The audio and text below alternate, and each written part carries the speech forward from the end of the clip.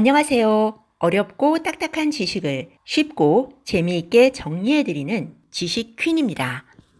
또 한 번의 폭락장이 다가온다. 폭락장을 예측하고 대비하는 방법. 코로나 팬데믹 이후 실패 없이 상승장에 올라타는 방법. 하락장에서 바닥 짚어내는 방법. 지식퀸 채널에서는 보통 사람이 실패 없이 쉽게 따라할 수 있는 주식 투자 방법을 소개해드리고 있습니다. 사상 최악의 폭락장에서 아이를 10억 부자로 만드는 방법. 주식으로 반드시 돈 버는 두 가지 방법.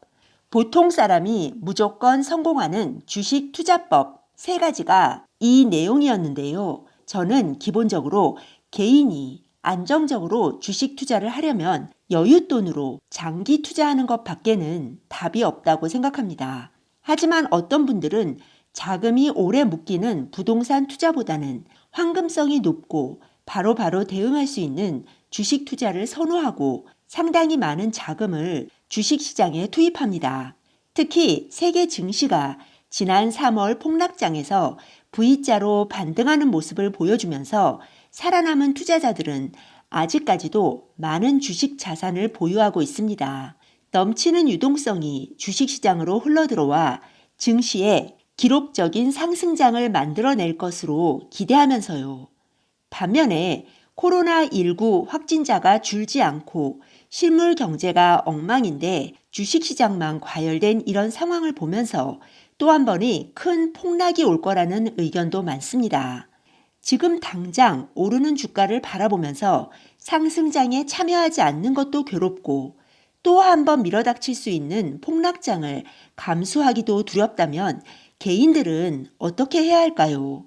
3프로TV 패널들이 필진으로 참여한 책 코로나 투자 전쟁에서는 이러지도 못하고 저러지도 못하는 개인들에게 명확한 해법을 제시합니다. 이 책은 정채진, 박석중, 이광수, 김한진, 김일구, 여의도 클라스, 윤지호, 최준영 등 8명의 필진이 집필했는데요. 오늘은 주식 전업 투자자 정채진 씨가 집필한 코로나19 팬데믹과 주식 투자 편을 정리해 보겠습니다. 정채진 씨는 폭락장만 피하고 상승장의 과실만 따먹을 수 있는 방법은 없다고 잘라 말합니다. 즉, 주식에 전혀 투자하지 않다가 바닥을 짚어내서 그때 왕창 주식을 사서 부자가 되기란 불가능하다는 것이죠. 왜 그럴까요? 하락장을 피해 주식을 전혀 보유하고 있지 않다면 주가가 회복되더라도 초반의 상승세를 누릴 수 없기 때문입니다. 결국 어느 정도 주식이 오른 후 뒤늦게 참여하게 되고 그렇게 되면 정말로 큰 수익을 누릴 수 없습니다. 정채진 씨는 하락장에서 손실을 줄이고 이익을 극대화하기 위해 비교적 단순한 방법을 제시합니다. 첫째, 경기 확장 전반기, 즉 미국 금리가 크게 하락하고 금리를 몇 번 올리기 전까지는 70%에서 100%로 높은 수준의 주식 비중을 유지합니다. 이때는 주식시장이 많이 하락해 있기 때문에 웬만한 기업들은 다 저평가 상태이고 돈을 벌 많은 기회가 존재한다고 합니다. 둘째, 경기 확장 후반기, 즉 미국 금리가 부담스러운 수준까지 올라가면 50% 정도의 주식 비중을 유지한다고 합니다. 주식 비중을 줄이는 이유는 호황기 동안 주가가 크게 상승했기 때문이고 3년 안에 불황이 찾아올 수 있기 때문입니다.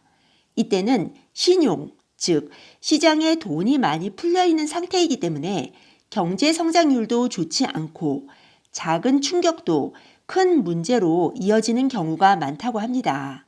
하지만 수익을 다 실현하지 않고 주식 비중 50%는 가져간다고 합니다. 그렇게 하는 이유는 불황이 시작되는 시기를 정확히 예측하기 어렵고 현금 100%로 약세장을 맞으면 주식을 쉽게 매수하기 어렵기 때문이라고 합니다. 조금만 더 기다리면 더 좋은 매수 기회가 올 것 같아 주저주저 하다가 상승장을 놓치게 된다는 것이죠. 결국 큰 돈을 벌려면 어느 정도 비중으로 주식시장에 머물면서 좋은 투자 기회를 엿보아야 한다는 것입니다. 그는 폭락장은 피하고 상승장에서만 시장에 속해 있겠다는 것은 몽상에 불과하다고 지적합니다. 정채진 씨는 지난 3월에 사람들이 두려움에 떨 때 흥분돼서 잠을 이루지 못했다고 합니다. 12년 만에 온 박앤세일의 기회였기 때문이죠. 코스피 지수가 바닥을 찍은 것은 3월 26일이었는데요. 이 시기에 빚을 내어 투자하는 돈, 즉 신용 잔고도 최저점을 기록했다고 합니다. 이때 정채진 씨가 주목한 주식은 주로 불황의 영향을 거의 받지 않는 기업, 즉 생필품을 생산하는 기업들이었습니다. 샘표식품도 그중 하나였는데 샘표식품의 주가는 2018년 1월 45,000원에서 2020년 3월 17,850원으로 60% 하락했다고 합니다. 결국 지난 3월 같은 폭락장이 오더라도 불황의 영향을 받지 않는 기업의 주식을 반값에 싸게 사서 보유한다면 큰 수익을 누릴 수 있다는 것입니다. 이런 투자를 할 수 있다면 폭락장은 일생일대의 박앤세일 기회인 셈이죠.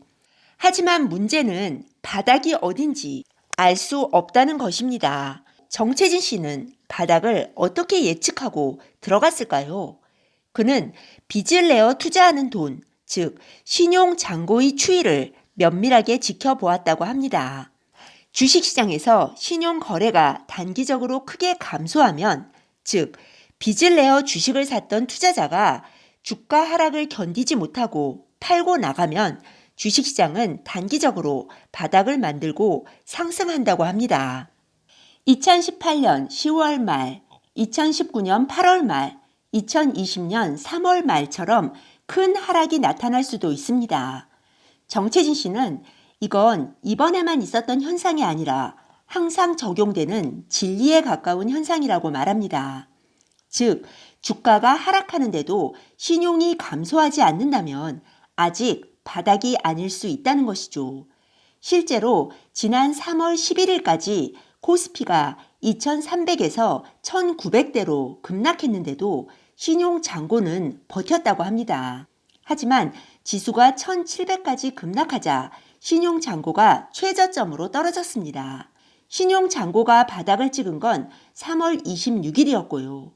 코스피는 비로소 바닥을 찍고 빠르게 상승했다고 합니다. 이 신용 잔고는 금융투자협회 홈페이지에서 확인 가능합니다. 주식 투자 규모가 어느 정도 되시는 분들은 필수적으로 확인하셔야 할 것 같습니다. 결국 정채진 씨가 제시하는 방법은 간단합니다. 첫째, 100% 자기 돈으로 투자하라. 둘째, 투자금에서 주식 비중을 최소 50%를 유지하라. 셋째, 주가가 단기적으로 급락하면 신용 잔고의 추이를 지켜보다가 신용 잔고가 최저점을 기록하면 그때 주식을 매입하라. 넷째, 주가가 급락할 때 불황에 강한 주식이 크게 떨어지면 집중적으로 매수하라. 네, 오늘은 코로나 투자 전쟁을 통해 또 한 번 다가올 폭락장을 예측하고 대비하는 방법, 코로나 팬데믹 이후 실패 없이 주식 투자하는 방법, 하락장에서 바닥을 짚어내는 방법을 정리해 보았습니다. 다음 시간에는 포스트 코로나 시대에 유망한 주식은 어떤 것들이 있는지 알아보겠습니다. 네, 오늘 들려드린 내용이 도움이 되셨다면 구독 버튼, 좋아요 버튼 꾹 눌러주세요. 여러분의 지지가 좋은 영상을 만드는데 큰 힘이 됩니다. 그리고 알람 버튼도 꾹 눌러주세요. 지식퀸의 새 영상이 올라오면 제일 먼저 받아보실 수 있습니다. 다음에 더 좋은 영상으로 보답하겠습니다. 감사합니다. 다음에 또 만나요.